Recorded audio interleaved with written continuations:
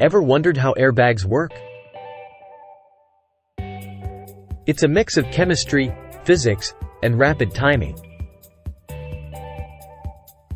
When a car crashes, sensors detect a sudden stop.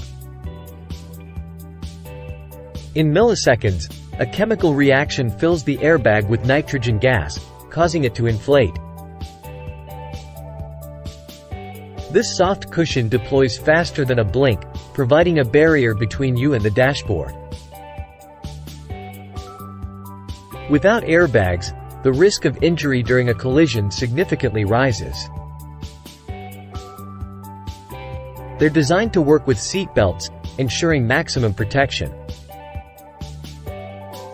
So, the next time you're in your car, remember, there's incredible science working to keep you safe.